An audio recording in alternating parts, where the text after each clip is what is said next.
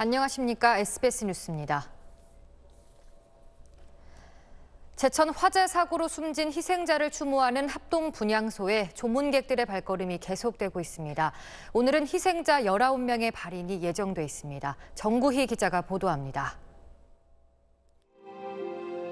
어제부터 제천체육관에 희생자 합동 분향소가 마련됐습니다. 합동 분향소에는 사고로 숨진 29명의 희생자 중 28명의 위패와 영정이 마련됐습니다. 분향소 곳곳에서 유가족과 조문객들의 깊은 울음이 터져나왔습니다. 2,000명 가까운 시민과 종교 인사들도 분향소를 찾아 유가족들을 위로했습니다. 화재가 발생한 건물의 소유주 이모 씨도 어제 구급차를 타고 분향소에 왔지만 유가족들은 조문을 거부했습니다.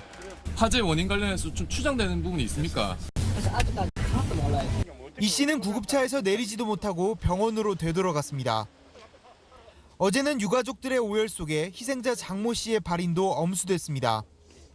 장 씨는 남편과 함께 스포츠센터 4층에서 운동을 하다 미처 빠져나오지 못한 것으로 전해졌습니다. 오늘은 장 씨에 이어 희생자 대부분의 발인이 진행됩니다. 오늘 19명, 내일 5명, 모레 4명을 끝으로 희생자들의 발인이 모두 이뤄질 전망입니다. 희생자들 대부분은 제천시립 화장장인 영원한 쉼터에 안장될 계획입니다. SBS 정구희입니다. 이번 참사와 관련된 수사를 진행 중인 경찰이 화재 당일 누수공사를 했다는 진술을 확보했습니다. 경찰은 누수공사와 화재와의 연관성을 규명할 계획입니다. 장선희 기자입니다. 화재 현장의 1층 주차장에서 불에 탄 차량이 지게차로 옮겨집니다. 감식반은 바닥까지 쓸어가며 증거물을 수집합니다.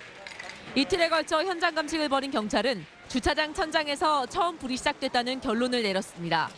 또한 건물 관리자 2명을 조사한 결과 화재 당일 주차장 천장에서 얼음 제거 작업을 했다는 진술도 확보했습니다. 평소 주차장 천장 배관에 누수가 잦았고 추운 날씨에 물이 얼어붙었다는 겁니다. 천장에 누수가 자주 있어서 천장에 날씨가 추우면 얼어요, 그게. 천장에 있는 얼음을 깨는 작업을 했다는 거예요. 소방당국은 현장 감식 도중 1층 주차장의 발화지점 바닥에서 금속 열선을 수거했습니다. 말발굽 모양으로 천장에 있는 배관이 어는 걸 막기 위해 감싸는 열선입니다. 누수를 막는 작업 도중 열선을 잘못 건드리거나 열선에 과열이 생겨 화재가 발생했을 가능성이 제기되고 있습니다. 어제 2차 감식에는 유가족 대표 6명과 제천시장이 참여했습니다. 경찰 수사는 주차장 천장에 시설물이 잘못된 건지 작업자들의 실수가 있었는지를 밝히는 데 집중되고 있습니다. SBS 장선입니다. 어제 아침에 낀 안개의 여파가 하루 넘도록 이어지면서 항공기 수백 편이 무더기로 지연됐습니다. 일부 입출국장 승객들은 공항에서 노숙하는 등 밤사이 극심한 혼란이 빚어졌습니다. 보도에 류란 기자입니다. 인천공항 입출국장 내부입니다. 항공기 일정이 연쇄적으로 늦춰지면서 발이 묶인 승객들이 바닥에 담요를 깐 채 잠을 청합니다. 어제 아침 낀 안개의 영향으로 출발편이 제때 나가지 못하면서 공항 계류장 전체에 하루 종일 극심한 교통체증이 발생했습니다. 어젯밤 10시까지 인천공항을 출발 예정이던 항공기 247편, 도착 예정 42편 등 총 289편이 줄줄이 지연됐고 국내선을 포함해 결항된 항공편도 총 49편에 달했습니다. 사흘간의 크리스마스 연휴 계획이 엉망이 된 승객들은 분통을 터뜨리며 항의했습니다.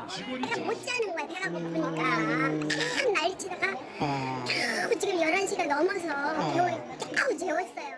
어떻게 안내하고 그다음 일을 어떻게 할 건지를 자세하게 알려주시고 비행기 못 듭니다. 알아서 하세요. 얼마나 이거 무성의하게 들려요. 천재지변으로 인한 거는 보상 문제에 보상 못 받는 걸로 좀 알고 있는데요. 항공사 내부 규정에 따라서 이렇게 다르게 다 처리를 하거든요.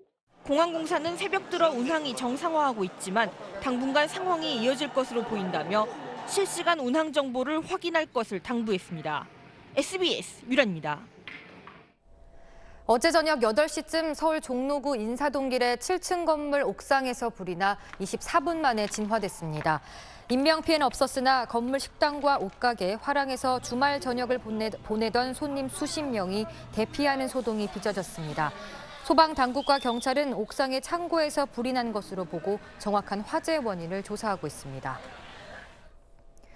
전북 정읍의 유경오리 농가에서 고병원성 조류 인플루엔자가 발생한 것으로 최종 확인됐습니다.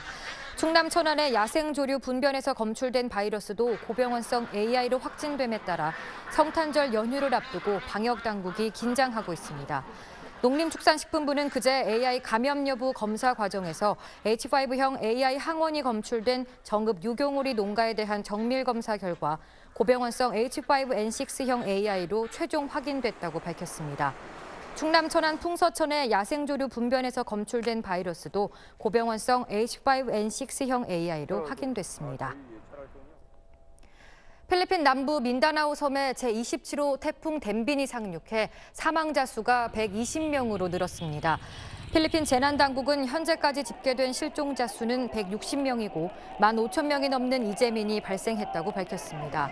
순간 최고 풍속 시속 125km가 넘는 강풍과 폭우를 동반한 태풍의 영향으로 산사태가 잇따르면서 마을이 통째로 사라지는 등 참사가 빚어진 것으로 전해졌습니다. 열대성 저기압 수준으로 세력이 약화한 댐빈은 내일쯤 필리핀을 완전히 벗어날 것으로 전망되고 있습니다. 성탄절을 하루 앞둔 오늘 나가신다면 우산이 필요합니다. 현재 일부 서해안부터 비가 시작됐는데요. 차츰 그 밖에 전국으로 확대되겠고 오늘 저녁까지 이어지겠습니다. 예상되는 비의 양이 제주도에 최고 40mm, 그 밖에 전국에 5에서 20mm고요. 기온이 낮은 일부 지방으로는 눈도 오겠습니다. 특히 강원 산간지방으로 최고 10cm에 달하는 큰 눈이 쏟아지면서 대설특보도 내려질 것으로 전망됩니다. 아침까지는 안개 조심하시기 바랍니다. 중부를 중심으로 한치 앞을 내다보기 힘든 곳이 많은데요. 먼지까지 뒤엉켜 있어서 심각한 수준입니다. 오늘 비가 내리면서 공기가 차츰 정화되기는 하겠지만 여전히 중북부와 경북 지방으로 미세먼지 특보가 이어지고 있다는 점 염두에 두시기 바랍니다. 한낮 기온은 서울이 6도로 어제보다 조금 낮겠는데요. 이후부터는 찬바람이 불어들면서 성탄절 당일인 내일은 다시 날씨가 추워지겠습니다. 날씨였습니다. 뉴스를 마칩니다. 고맙습니다.